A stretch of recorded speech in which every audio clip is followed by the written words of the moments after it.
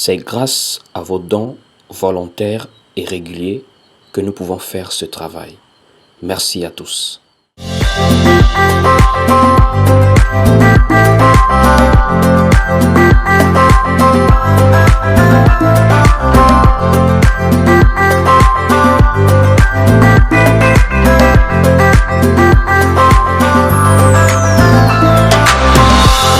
L'autorité de la parole.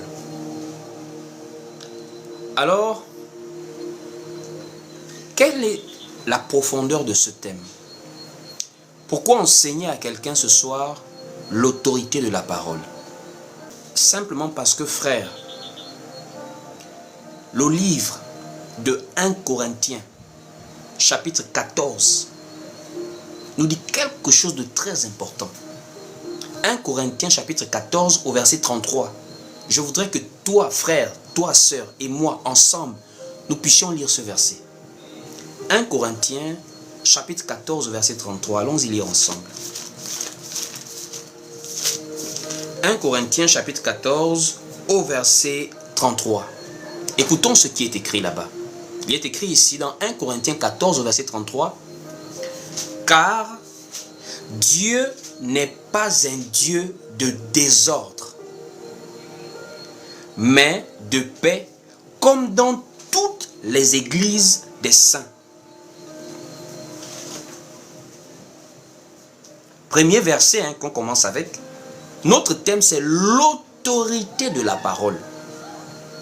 Et on commence avec un verset qui nous amène à comprendre que quand nous parlons de l'église, ce n'est pas un jeu.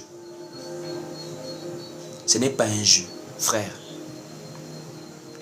L'apôtre Paul t'enseigne, toi qui es frère quelque part, toi qui es sœur quelque part, toi qui es ici maintenant avec nous, toi qui persévères avec nous. L'apôtre Paul, un ancien de l'église primitive, un ministre de Dieu, un apôtre, il nous rappelle que Dieu n'est pas un Dieu de désordre, mais de paix. Comme dans toutes les églises des saints, ça veut dire même comme nous sommes là, il faut de l'ordre. Partout où les frères et sœurs vont se rassembler dans ce monde pour servir le Seigneur, pour persévérer ensemble, il faut de l'ordre. L'église de Dieu n'est pas un marché. Souvenez-vous, au temple lui-même, il avait pris un fouet pour chasser les commerçants qui étaient devant le temple. Pourquoi? Ils avaient changé le lieu où il fallait adorer Dieu en un lieu de commerce. Jésus a pris le fouet pour les fouetter, pour les faire quitter de là. Pourquoi? Parce qu'il voulait rappeler l'ordre, l'autorité de la parole de Dieu.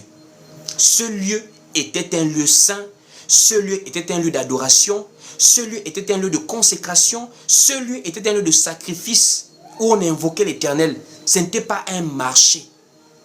Je parle à quelqu'un qui se dit enfant de Dieu, qui a la foi en Jésus. L'apôtre Paul nous rappelle que Dieu n'est pas un Dieu de désordre. Jésus nous montre l'exemple que sa maison n'est pas un marché. Même les païens le disent souvent. Les païens le disent souvent que chez moi, ce n'est pas la cour du roi Péto. Ils ont une expression comme ça, c'est ce que ça veut dire. Mais en tout cas, ça exprime en fait que chez moi, on n'entre pas comme on veut. Tu rentres, tu sors comme tu veux. Le naturel doit nous enseigner. Quel homme qui est-il chef peut-il permettre que dans sa propre maison, il n'impose pas son autorité? Personne. Voici pourquoi on dit souvent aux enfants, même si tu as 50 ans, tant que tu es sous le toit de tes parents, ça veut dire que tu reconnais que tu es sous leur autorité, tu dois te plier à leur autorité, à la discipline qu'ils établissent. Frères et sœurs, beaucoup de personnes aujourd'hui ne connaissent plus l'autorité de la parole. Ils ne connaissent plus l'ordre que Dieu a établi dans l'église. C'est maintenant un désordre total. Premièrement, le premier point que nous allons prendre, c'est le point de la mise en pratique, l'obéissance à la parole de Dieu. Ça a été bafoué de nos jours dans l'église. Ça veut dire, l'autorité de la parole, c'est quoi? Frère, Il y avait un monsieur qui était un centenaire romain. Il avait quelqu'un malade. Il vient auprès de Jésus pour dire, ah, j'ai une personne malade. Tes disciples n'ont pas pu prier pour lui, pour le guérir, je veux que tu viennes. Jésus a dit non, je peux venir me déplacer, j'arrive. Il rappelle à Jésus que quand on parle de quelqu'un qui est chef, ça veut dire sa parole pèse dans nos vies. On va aller lire un passage. Matthieu chapitre 8 au verset 5. Écoutez la parole. Il est écrit ici. Comme Jésus entrait dans Capernaum, un centenier l'aborda. Matthieu chapitre 8 au verset 5. Matthieu 8 au verset 5, en descendant, on va lire. Comme Jésus entrait dans Capernaum, un centenier l'aborda. Le priant et disant, Seigneur, mon serviteur est couché à la maison, atteint de paralysie et souffrant beaucoup. Jésus lui dit, j'irai et je le guérirai. Le centenier répondit, Seigneur, je ne suis pas digne que tu entres sous mon toit, mais dis seulement un mot et mon serviteur sera guéri. Car moi qui suis soumis à des supérieurs, j'ai des soldats sous mes ordres. Et je dis à l'un, va, et il va. À l'autre, viens, et il vient. Et à mon serviteur, fais cela, et il fait cela. Après l'avoir entendu, Jésus fut dans l'étonnement. Et il dit à ceux qui le suivaient, je vous le dis en vérité, même en Israël, je n'ai point trouvé aussi grande foi. Un être humain, un homme qui a étonné Jésus. Que mais attends, mais même vous qui me suivez là, en Israël ici là, vous les quelques juifs que je gagne déjà là, mais je n'ai pas vu une foi comme ça en vous. Ça veut dire, quelqu'un amène Jésus à comprendre que moi je crois en ta parole parce que je sais que quand quelqu'un est chef, quand quelqu'un est maître, ce qu'il dit doit s'accomplir. Donc même seulement un mot de ta part, je sais que la guérison est déjà partie. Restaurer le malade. Parce que moi-même, j'ai des gens que je dirige, comme j'ai des supérieurs. Quand je dis à quelqu'un qui est sous mes ordres, fais, il le fait. Frères et sœurs, nous sommes des enfants de Dieu. Le naturel est un enseignement.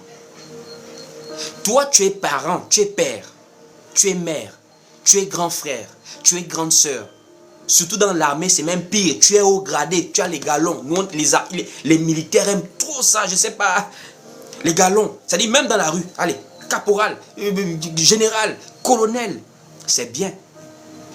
Mais spirituellement, est-ce que tu peux en dire la même chose? Est-ce que de la même manière que ton patron t'envoie au travail, tu ne dis pas mot? Même quand tu n'es pas content, tu exécutes, surtout dans l'armée. Dans l'armée, c'est exécution et après réclamation. Tu n'es pas d'accord, mais tu t'exécutes d'abord. Dans l'armée, tu peux m'avoir ta femme qui est en train d'accoucher, on t'a laissé au poste. Tu n'as pas le droit de quitter ton poste pour aller voir comment ta femme accouche.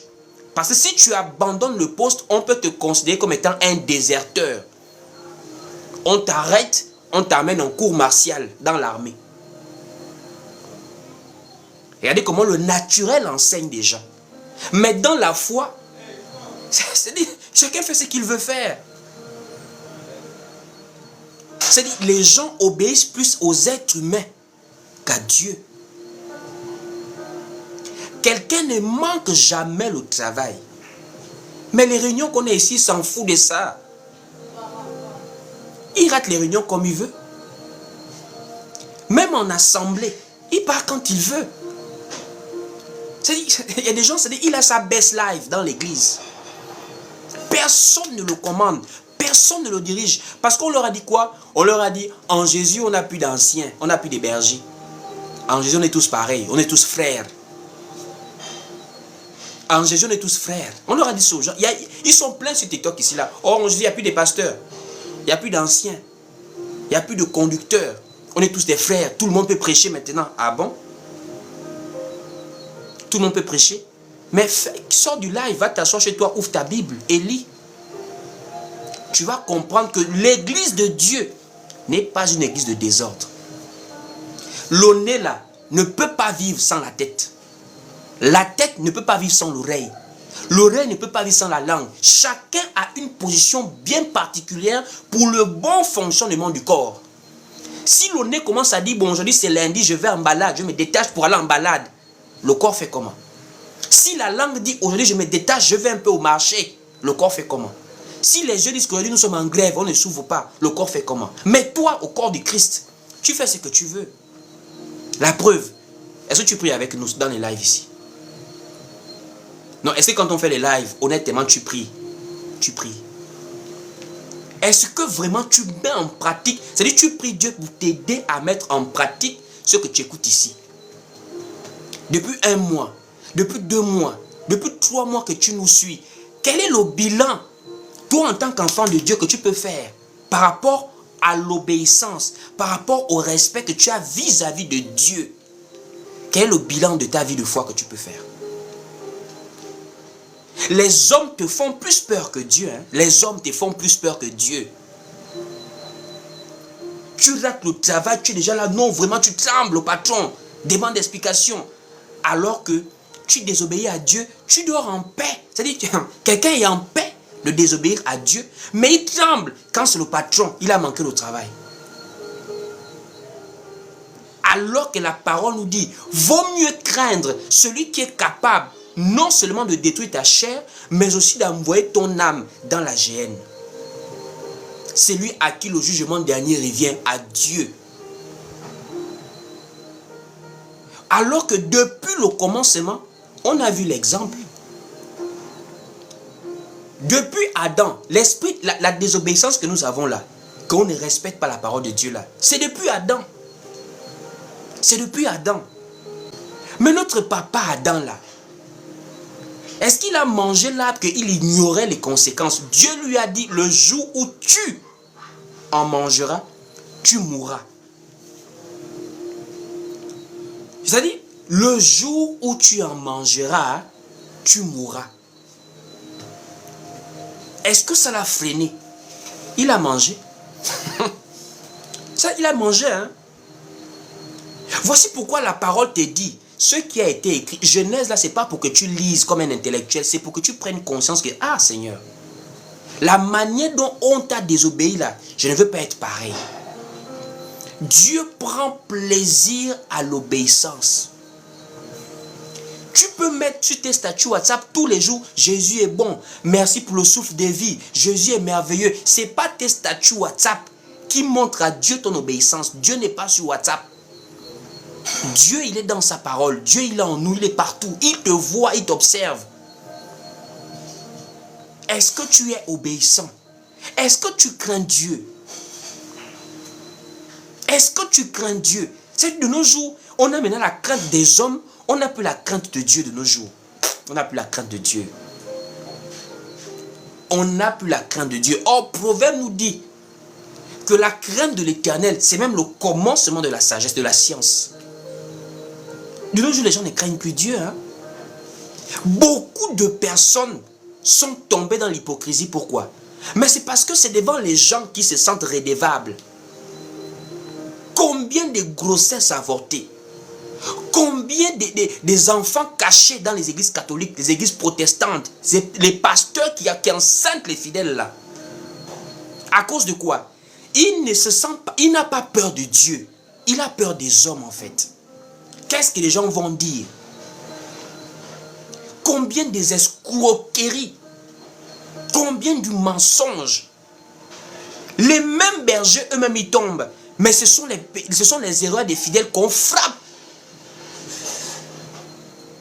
Quand ils se mettent sur la chair, la main dont ils condamnent, c'est comme si il n'a même pas miséricorde, il n'a même pas compréhension. Voici pourquoi j'ai souvent dit, ici, on ne prêche pas les faiblesses des gens. Tu es impudique, tu es menteur, tu es une sorcière, tu avortes des enfants. On ne prêche pas ça ici. Ici, on dit, accepte Jésus-Christ. Jésus en toi va t'amener à arrêter ces choses. Ouvre ton cœur à sa parole. Parce que nous savons que nous ne prêchons pas la peur des hommes. Tu me traites d'impudique, ça ne va pas avoir un effet sur le regard que Dieu a sur moi. Tu me traites de menteur, ça ne change pas le regard que Dieu a sur moi. Regarde la vie de Jacob. Regarde la vie de David. Regarde la vie de Salomon. Regarde la vie de Samson. Regarde la vie d'Abraham. Ce sont des gens qui sont arrivés à un niveau, c'est vis-à-vis de Dieu qu'ils regardent, pas vis-à-vis des hommes. Ils font l'effort à ce que la parole ait de l'autorité sur eux. Voici pourquoi je le répète toujours, on ne prêche pas les faiblesses des gens. Regardez Abraham. Regardez Abraham. C'est-à-dire quand tu connais le cœur d'un père. Abraham a menti quand il était avec Sarah en Égypte ou encore à Guérar chez Abimelech. Il ment que c'est ma soeur parce qu'il a peur de la beauté de Sarah qu'on peut l'arracher la femme ou le tuer même si possible. Il ment. Donc, ça dit, Abraham lui-même, il dit que j'ai menti, c'est pas bon ce que j'ai fait. Il attend l'occasion pour obéir maintenant à Dieu. Abraham attend l'occasion. Dieu lui dit, offre ton enfant en sacrifice. C'est là où Abraham, le sacrifice d'Abraham a même fait oublier qu'un jour il a menti. Vous ne vous souvenez pas de ça? Abraham a menti. Mais tellement Abraham a compris que non. Il faut que je me soumette à l'autorité de ce monsieur. Si je suis tombé un jour, ça peut arriver.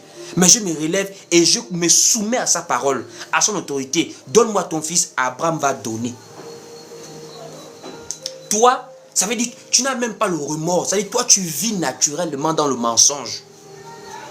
Ça veut dire que tu es arrivé à un niveau, tu n'as même plus la culpabilité saine de Dieu, là, c'est qui met la tristesse selon Dieu, qui produit la vie, qui te ramène vers Dieu. Tu n'as plus cette culpabilité-là. Tu n'as plus ce remords-là. C'est ça la différence entre un croyant et un non-croyant. Le non-croyant, il vit ça naturellement. C'est un menteur professionnel, c'est un voleur professionnel, c'est un impudique professionnel, parce qu'il n'a plus la peur de Dieu. Il n'a plus la peur de Dieu. Or, la crainte de l'Éternel, c'est la base même de l'obéissance. On aime Dieu, mais on le craint aussi. Tu ne peux pas suivre un Dieu que tu ne crains pas. Ce n'est pas possible. Tu vas jouer avec lui tous les jours. Voici pourquoi vous entendez des scandales. Les gens ne craignent pas Dieu. Il n'y a pas l'autorité de la parole. Il n'y a pas l'autorité de la parole. Et c'est la même chose que nous voyons même dans la pratique de la foi. Quand nous voyons ce qu'on appelle église aujourd'hui, on lit la Bible, mais on se pose des questions qui m'attendent. Les gens sont sérieux? Est-ce que les gens sont sérieux en fait? Une fois, moi, je me suis assis avec un jeune qui se croyait, qui se disait pasteur ou je ne sais pas, diacre ou quoi. Ils étaient plusieurs ce jour-là. J'étais parti assister à une réunion. C'est une église du banditisme ici au Gabon. Ils ont beaucoup dans beaucoup de quartiers là. Et une fois, ils m'ont invité. C'était un soir, je suis parti, je me suis assis.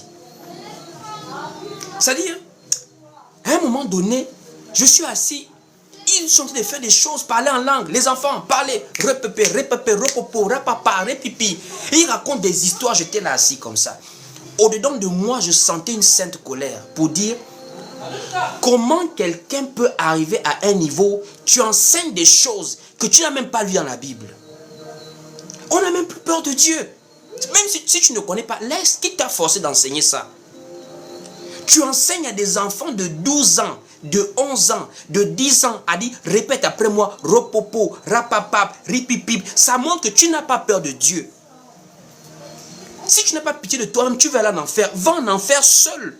Mais comment toi, dans ton ignorance, dans ton banditisme, tu amènes des enfants d'autrui à faire des histoires comme ça? Dans la parole de Dieu, est-ce que tu as vu quelque part toute une église faire ropopo, rapapa, rekembele? Tu as vu ça quelque part? Les gens n'ont plus peur de Dieu. Je me suis assis à la fin de la réunion. J'étais seul, un côté. Ils étaient plusieurs. Un autre, il était en face de moi. Donc, pour ne pas qu'il se sente trop acculé, il a mis toute son équipe derrière. Je t'ai dit, non frère, on va juste prendre les Écritures, c'est tout. Le livre de Actes chapitre 2, le jour de la Pentecôte, on n'a pas fait ropopo là-bas. La Pentecôte, ce n'était pas ça. La Pentecôte, on a parlé l'arabe le jour de la Pentecôte. C'est pas moi, c'est écrit dans la Bible. Est-ce que vous êtes conscient de ça? Toi qui passes ton temps à faire ripi, pipi, ça. Ça ne sais pas parce que je ne connais pas ce que ça veut dire. Ça, c'est l'esprit. Ça, les filles là, les femmes. Ça veut dire quoi? Expliquez-moi un peu ça. Ça dit c'est quoi cette affaire-là? L'esprit de Dieu ne sait plus parler. Est-ce que l'esprit de Dieu ne sait plus s'exprimer? Le jour de la Pentecôte, on a parlé l'arabe, le crétois, les langues de la Libye voisine.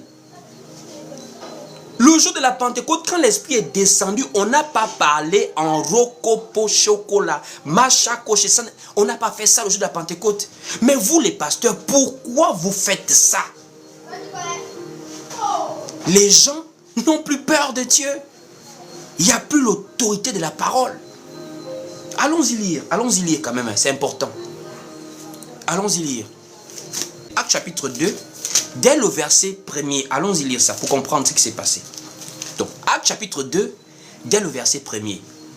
On dit ici, le jour de la Pentecôte, ils étaient tous ensemble dans le même lieu. Tout à coup, il vint du ciel un bruit comme celui d'un vent impétueux, et il remplit toute la maison où ils étaient assis. Des langues, on n'a pas dit une langue, on a dit des, c'est le pluriel. Donc, en un mot, on était capable de différencier ces langues-là. Ça, c'est peut-être l'anglais, ça, c'est l'allemand, ça, c'est l'espagnol. On n'a pas dit la langue, on a dit des langues au pluriel. Maintenant, quelles sont ces langues-là? Je remercie Dieu qu'on aura l'explication devant. Donc, on dit au verset 3, des langues semblables à des langues de feu leur apparurent séparées les unes des autres, et ils se posèrent sur chacun d'eux, et ils furent tous remplis du Saint-Esprit, et ils se mirent à parler en d'autres langues, selon que l'Esprit leur donnait de s'exprimer. Maintenant, ces autres langues, c'est quoi? On va les lire. On prend maintenant à partir du verset 7. On quitte le verset 4, on part au verset 7. Écoutez ce qui est écrit au verset 7 en descendant. On dit ici, ils étaient tous dans l'étonnement et la surprise. Et ils se disaient les uns aux autres, voici, ces gens qui parlent, ne sont-ils pas tous galiléens? Et comment les entendons-nous dans notre propre langue à chacun, dans notre langue maternelle? Et on cite ces langues-là. Au verset 11, au verset même 9, on dit ici, Partès, Médès, Élamites, ceux qui habitent la Mésopotamie, la Judée, la Cappadoce, le Pont, l'Asie, la Phrygie, la Pamphylie, l'Égypte, le territoire de la Libye voisine de Cyrène, et ceux qui sont venus de Rome, juifs et prosélytes, crétois et arabes. Voici l'arabe qu'on parlait le jour de la Pentecôte. Donc la venue de l'Esprit, ce n'était pas pour faire le rakachakachakoshokoshekesheke. C'était plusieurs langues. Voici pourquoi il y a aussi le don de l'interprétation des langues. Bon, maintenant, je lui ai posé la question à ce jeune-là. Que tu sais, mon frère, est-ce que tu es conscient que tout le monde peut se lever un bon matin et inventer sa théorie dans la Bible?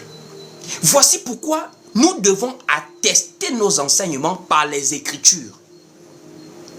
Alors, quand l'Esprit te saisit, ton intelligence demeure stérile, ton esprit est en prière. Toi-même, tu ne sais pas ce que tu dis. Tu n'es pas capable de répéter les mêmes mots et tu n'es pas capable de garder cette langue comme si tu as appris ça à l'école, comme l'anglais, comme l'espagnol.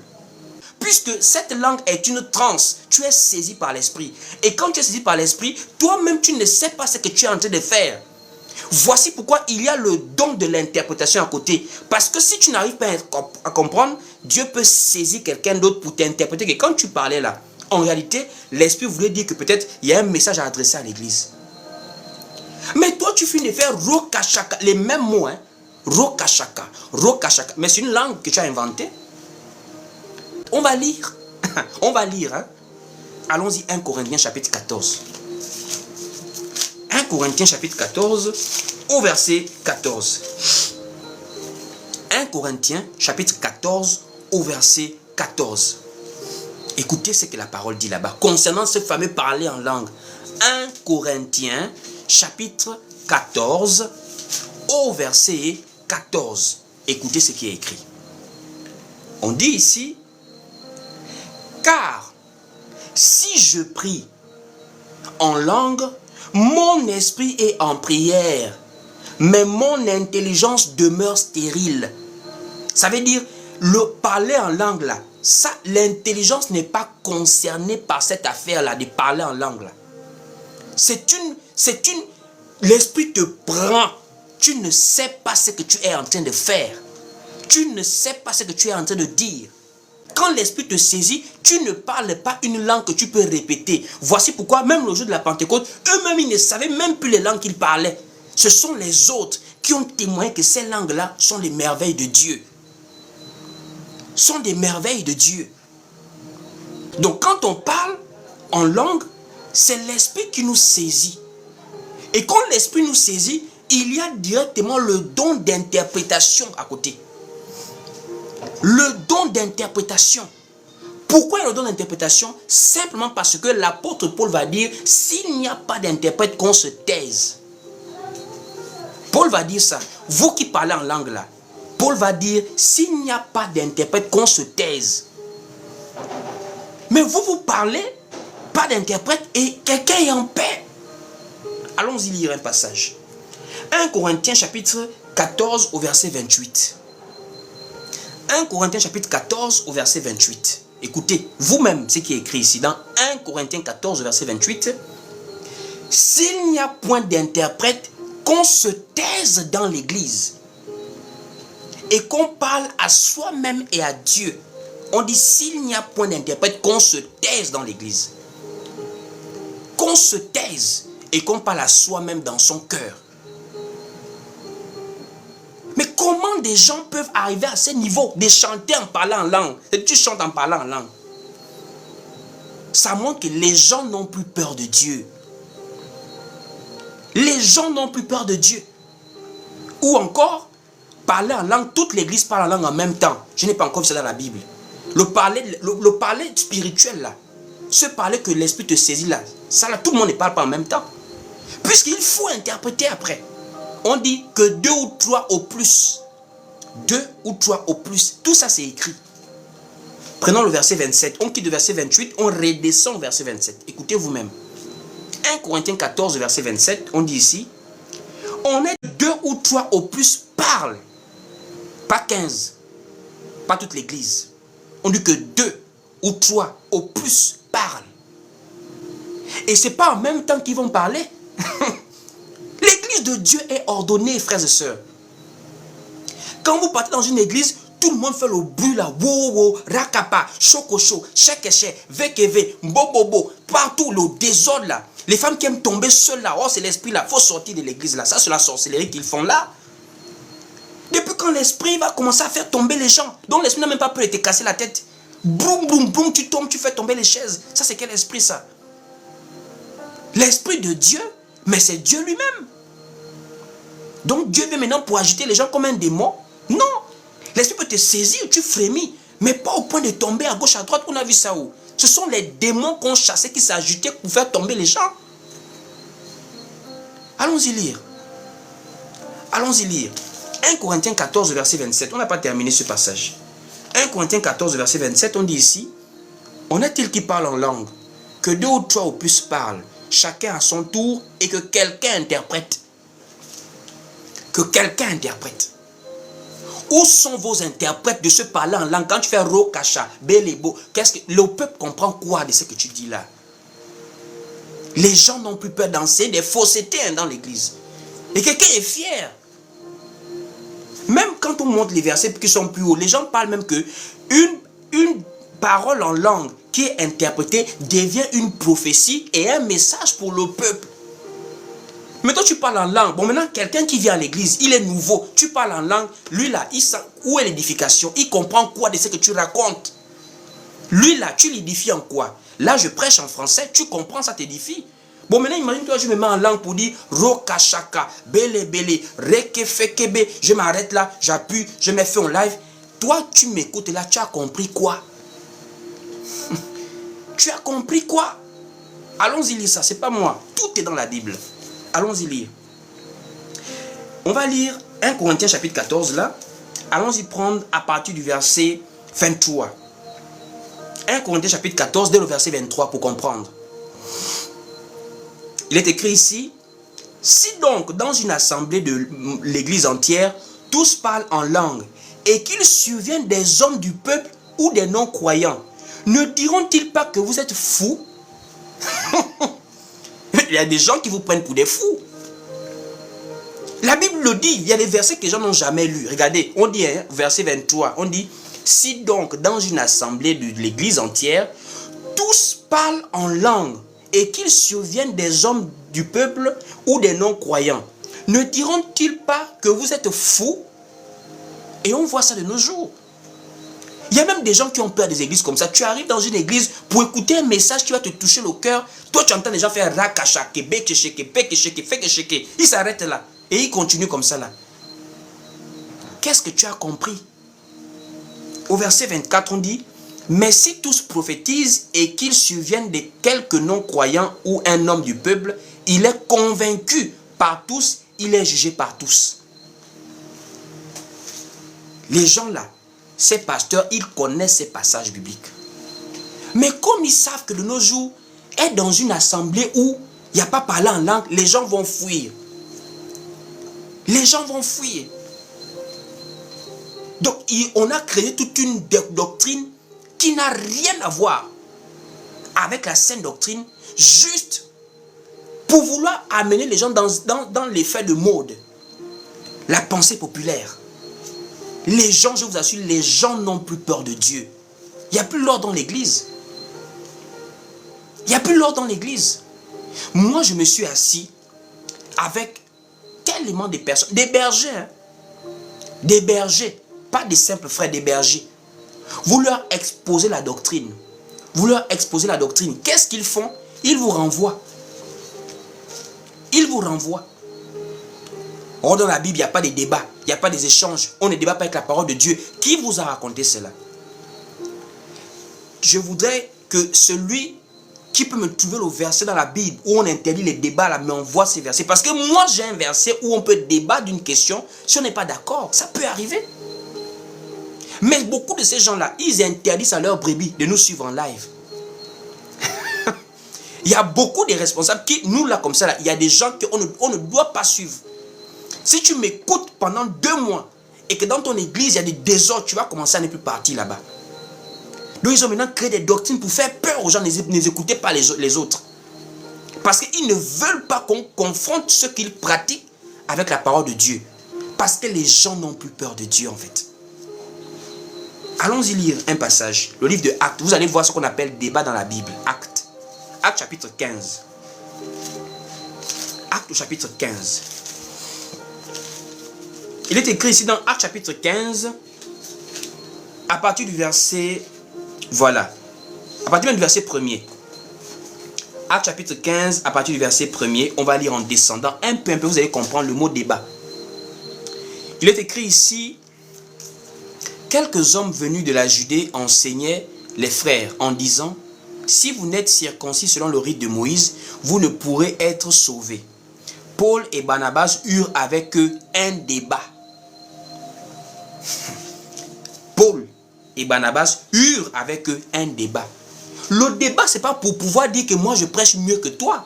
Le débat ou encore l'échange, ça permet de pouvoir comparer nos prédications par rapport à la parole, aux saintes lettres. Les gens n'ont... C'est-à-dire c'est comme si les brebis maintenant sont maintenant leur propriété privée. Non, frère. Il faut ramener la crainte de Dieu dans l'église. Regardez les délivrances. Mais tu te poses la question, mais attends, ce qu'ils font là, ils ont trouvé ça où? Il y avait un bâtiment qu'on louait à une époque là-bas, quelque part. À chaque fois que nous on partait faire la réunion quelque part là-bas, on voit seulement l'huile. L'huile a fini de remplir les murs. Donc l'huile que les gens cherchent, l'huile d'olive qui est chère, pour faire des bons repas, pour bien manger, c'est l'huile qu'on utilise pour gaspiller chaque fois pour les délivrances. Parce qu'il peut prendre ça dans Jacques. Mais Jacques n'a jamais fait de ça une doctrine qu'à chaque délivrance, il faut l'huile. Lui ne peut pas devenir un totem de délivrance. Ce qui délivre, c'est le nom de Jésus-Christ. L'apôtre Paul ne guérissait pas des gens avec l'huile. L'apôtre Pierre encore moins. Il ne se badait pas avec l'huile. L'apôtre Jacques a donné seulement une recommandation, une exhortation. Parce que l'huile était aussi une substance thérapeutique. L'huile que vous voyez là, c'est thérapeutique, c'est médicinal. En Israël, l'huile était aussi médicinale. C'est comme une pommade qu'on te frottait au corps. Mais en dehors de la pommade, on prie pour toi. Ça ne fait pas qu'à chaque malade, on va mettre une pommade ou encore à chaque malade, on va mettre de l'huile en fait. Jusqu'à venir vendre l'eau du Jourdain de Jérusalem sur des lives TikTok. Les gens n'ont plus peur de Dieu, honnêtement. Tu viens vendre au nom de Jésus. Alors que Jésus a dit, vous avez reçu gratuitement, donné gratuitement. Les gens, s'ils te donnent, c'est parce qu'ils ont été touchés par la parole et pas parce que tu as vendu quelque chose. C'est du vol. C'est de l'escroquerie à outrance. Les gens n'ont plus peur de Dieu. Les gens n'ont plus peur de Dieu. Comment un homme, tu es marié, mais tu vas pouvoir aller avoir une autre femme que tu manges en cachette? Où est la crainte de Dieu dans ce que tu es en train de faire? Comment vous savez vous-même que dans l'église, on ne prend plus la dîme? Vous continuez à demander aux fidèles de prélever la dîme. Pourquoi vous faites ça? Pourquoi vous faites ça? Est-ce que tu as vu un apôtre? Est-ce que tu as vu un disciple dans l'église primitive prélever la dîme ou donner la dîme? La dîme, c'est un ensemble d'ordonnances qui faisait partie de la dispensation avec Israël. Voici pourquoi les Juifs donnaient la dîme. Pas une dîme, plusieurs dîmes. En nature, pas en argent. Bon, maintenant, toi qui forces à donner la dîme là, je te pose la question. Donne-moi l'endroit où Jésus a pris la dîme de quelqu'un. Première question. Deuxième question, donne-moi l'endroit où un apôtre du Seigneur a pris la dîme de quelqu'un. Il n'y a pas. Mais moi, je peux te montrer où les gens donnaient des collectes, des dons volontaires. Aucune partie dans l'église, on a vu quelqu'un faire payer la dîme. Mais toi, tu payes la dîme et tu es carrément heureux. Non, des gens me dépassent. Tu n'as pas peur de Dieu. Tu n'as même pas peur de Dieu.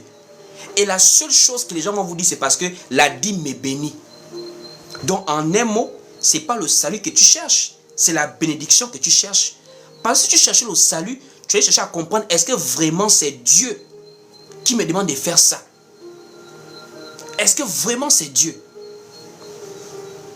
Comment des gens peuvent arriver au niveau de croire que Dieu va leur bénir parce qu'il donne à... Tu penses que Dieu a besoin de l'argent?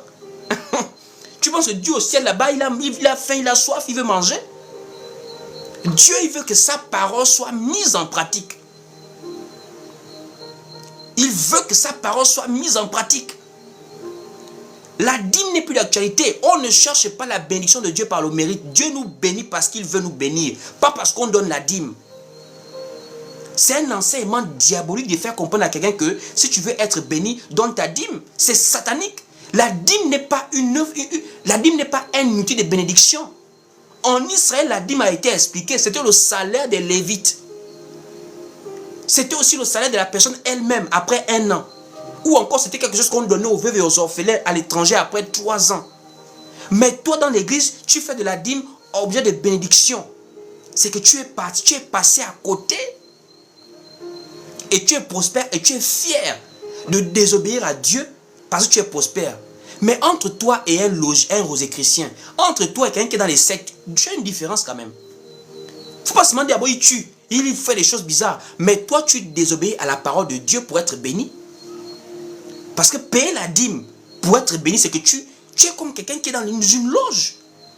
Puis ce n'est pas en respectant la parole de Dieu que tu es béni. C'est en désobéissant à la parole de Dieu que tu es béni. Frère, ayons la crainte de Dieu. Dieu n'est pas l'ami de quelqu'un. Dieu n'est pas l'ami. Le Dieu qu'on joue avec là, il est lion de la tribu de Juda. Hein? Est-ce que vous avez vu dans l'Apocalypse ce qui se passe? Dans l'Apocalypse, on dit à Jean, regarde le lion de la tribu de Juda. Quand Dieu vient dans le jugement, il ne blague pas. Hein? Voici pourquoi il va dire à des gens, je ne vous connais pas. Retirez-vous de moi. Même si Dieu nous aime, ce n'est pas pour autant qu'il faut maintenant faire ce qu'on veut faire dans l'église de Dieu. Quelqu'un défend une doctrine qui ne peut même pas justifier par la parole de Dieu. Lancer le feu, c'est grave encore même. Lancer le feu. Ça veut dire, il y a une église au Gabon qui sont dans le combat spirituel. Mais ça dit, je n'ai pas encore vu des gens qui assument la sorcellerie comme ça, là, comme cette église-là. Combat spirituel. C'est-à-dire, la mort que mes ennemis m'envoient, je leur renvoie la mort. C'est-à-dire, on t'envoie la mort. Toi, tu es enfant de Dieu. Toi, tu renvoies la mort à quelqu'un. Ah! Si toi, tu étais autant que Paul persécutait l'église, tu allais tuer Paul alors. Par exemple, je t'informe que Paul, le plus grand missionnaire du Nouveau Testament, là, il a persécuté l'église. Hein. Pierre priait déjà. Pierre était déjà apôtre. Paul le persécutait. Si l'apôtre Pierre, l'église primitive, avait la même mentalité que toi, mais ils allaient tuer Paul en lui lançant le feu ou encore en l'égorgeant aussi comme il tuait les autres. Ils ravageaient l'église. Mais ils avaient reçu l'enseignement. Priez pour ceux qui vous persécutent. Bénissez ceux qui vous maudissent. Nous avons des chrétiens de la haine de nos jours. Tu l'embêtes, il te lance le feu. Retour à l'envoyeur. Retour. Je t'ai vu. C'est-à-dire, je suis arrivé à un niveau, dans un décès, on appelle quelqu'un que tu as un décès. La personne est à l'église. Elle dit, je ne peux pas venir parce que je suis à l'église. C'est-à-dire, vous voyez un peu le niveau de manipulation qu'on arrive aux gens. Manipulation du haut niveau. Donc, tu as perdu un parent. Tu ne peux pas rentrer parce que tu es à l'église. Mais l'église, c'est qui au fait? C'est pas toi-même l'église. Donc, l'église, c'est le lieu où tu es, quoi. Tu ne peux pas quitter de là, sinon tu sors de l'église. Mais c'est grave. On a divisé des familles comme ça. Des gens qui ne fréquentent plus leurs propres parents. Même les anciens Nganga sont devenus des pasteurs. Parce que je ne comprends pas comment, c'est chez le Nganga qu'on te dit, ton père te mange en vampire. Les mêmes consultations qu'on faisait autrefois chez les Nganga, on fait maintenant ça chez les pasteurs. C'est ta mère qui ne veut pas que tu te maries. Elle te mange les enfants dans le ventre. Ton père, c'est ton mari de nuit. C'est des pasteurs qui racontent des choses comme ça aux gens. C'est normal que beaucoup d'assemblées ont divisé des familles. Des gens qui ont été isolés. Ils ne fréquentent plus leurs propres parents. Ils n'acceptent plus que leur propre mère, leur propre père met pied chez eux. Des belles filles qui sont zélées comme ça. Là, ma belle ne va jamais venir chez moi. Tu es une petite sorcière. Mon frère, n'accepte pas que ta femme, parce qu'elle prie, elle va te séparer de tes parents. Jamais. Si tes parents sont sorciers, prie pour tes parents. Jésus a dit, il n'est pas venu pour perdre les âmes des hommes, mais il est venu pour les sauver. Ton parent est sorcier, il peut se repentir de la sorcellerie un jour. Donc, sorcier veut maintenant dire que tu dois maintenant le voir comme un ennemi. Tu ne pries pas pour lui. Tu le déshonores, tu lui manques de respect. Mais c'est grave. Nos parents sorciers ont besoin de Jésus. Mais c'est maintenant lancé le feu, c'est grave. Et beaucoup de ces personnes sont maintenant des indépendants spirituels. Ils vont d'église en église, d'assemblée en assemblée. Ils suivent des prédicateurs en prédicateurs. Ils sont là. Le jour que je vais dire un truc qui les dérange, ils vont aller ailleurs chez un autre prédicateur. Ils ne veulent plus avoir de berger. Ils ne veulent plus avoir de berger.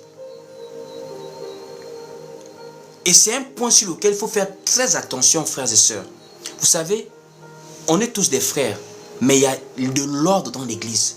Tout le monde n'enseigne pas la parole. Tout le monde ne prêche pas la parole, frères et sœurs. Mais si le pasteur a eu une révélation sur quelqu'un, il dit c'est bien normal, non. La révélation ne vient pas pour détruire. La révélation vient pour mettre en lumière ce qui est mal. Et quand on constate un mal, on commence à intercéder pour ce mal-là. Les apôtres avaient des révélations, avaient des visions. Ils ne faisaient pas du mal avec ces révélations. Même si on te révèle que ton mari est sorcier. Mais on ne t'a pas dit de quitter ton mari parce qu'il est sorcier. On te révèle pour que toi tu te mettes maintenant en prière pour sauver l'âme de ton mari. Il y a une fois, une personne m'avait écrit comme ça sur WhatsApp pour me dire, ah homme de Dieu, moi je voudrais vous raconter une histoire. Le mari est sorcier, mais la femme ne savait pas quand ils se sont mariés. Mais tu ne savais pas. Mais la sorcellerie, ce n'est pas quelque chose de physique, c'est quelque chose de spirituel. Tu ne sais pas écrire sur le front, je suis sorcier. Quand tu découvres la sorcellerie de ton mari, qu'est-ce que tu fais? Tu vas le quitter parce que tu as été révélé? Non, non, non. Tu pries pour ton mari. Un sorcier est un homme manipulé par des démons. On enseigne la sorcellerie aux gens. C'est comme une femme sorcière, elle est manipulée par des démons. Dans Actes chapitre 19, il y a des sorciers qui se sont repentis, si vous ne savez pas. Dans Actes 19, des anciens magiciens ont pris des livres de magie. Ils ont mis ça devant Paul, ils ont brûlé ça. La magie, la sorcellerie ne peuvent rien devant la puissance de Dieu. Allons-y lire ce passage. Actes chapitre 19. Acte 19. Au verset 18 à 19. Pour voir comment les sorciers se répandent. Les sorciers se convertissent. Acte chapitre 19, verset 18 à 19. Il est écrit ici. Plusieurs de ceux qui avaient cru venaient confesser et déclarer ce qu'ils avaient fait. Les confessions publiques ici, là. Au verset 19, on dit ici, et un certain nombre de ceux qui avaient exercé les arts magiques, ayant apporté leurs livres, les brûlèrent devant tout le monde et on en estima la valeur à 50 000 pièces d'argent. C'est ainsi que la parole du Seigneur croissait en puissance et en force. Un vrai enfant de Dieu n'a pas peur de sorciers. Un vrai enfant de Dieu n'a pas peur des magiciens, n'a pas peur des rosicruciens, frères et sœurs. C'est pour dire à une personne, ayons la crainte de Dieu en obéissant à sa parole. Le livre de 1 Samuel, chapitre 15, verset 22, nous dit, l'obéissance vaut mieux que le sacrifice. Pourquoi on ne craint pas Dieu aujourd'hui comme ça? Ce que Dieu n'a pas enseigné, nous on vient enseigner ça dans l'église. Ce que Dieu n'a pas enseigné, tu vois des gens mettre ça en pratique. La parole de Dieu là, ne mange pas le fruit, nous mangeons. Puisque nous faisons les mêmes choses qu'Adam et Ève. Adam et Ève, c'était l'arbre de la connaissance du bien et du mal. Toi, c'est le mensonge. Est-ce que tu ignores que mentir n'est pas bien, mais tu mens à ton mari, tu sais que tu le trompes, mais tu mens. Tu mens à ta femme, tu mens à tes enfants, tu mens à ton patron. Tu escroques, tu es dans la fraude au travail. Est-ce que tu n'as pas la parole de Dieu comme Adam avait la même parole de Dieu? La crainte de Dieu a baissé dans les cœurs de plusieurs personnes de nos jours. On vit maintenant la baisse là, c'est-à-dire, c'est comme si on oubliait même que Dieu existe, qu'on ira en jugement. On oublie souvent ça, qu'on ira en jugement et tout ce que tu fais sur la terre, tu iras en jugement pour ça. Voici pourquoi cet enseignement ce soir, c'est pour te ramener dans la crainte de Dieu. Crains Dieu pendant que tu es encore sur la terre. Parce que Ecclésiaste donne un avertissement. Hein. Ecclésiaste nous avertit que profite de ta jeunesse. Vis selon les passions de ta chair. Profite, fais-toi plaisir, jeune homme, jeune femme. Mais sache qu'un jour, tu iras en jugement pour tout ce que tu auras fait. Parce que Dieu là, il ne va pas juger les œuvres publiques des hommes. Hein. Ce que je fais là, ce n'est pas ce que Dieu juge. Dieu juge les œuvres secrètes des hommes. Ce que tu fais à l'abri des regards. Est-ce que vous le savez? Que quand tu es dans un endroit où personne ne te connaît que tu es chrétien, c'est là où Dieu juge les œuvres secrètes des hommes. Devant l'église, on est tous saints. Mais quand tu es en dehors de l'église, comment est-ce que tu te comportes? Allons-y lire ce passage. On dit le livre de Romains chapitre 2 au verset 16. Romains 2 au verset 16, il est écrit ici. C'est ce qui paraîtra au jour du jugement.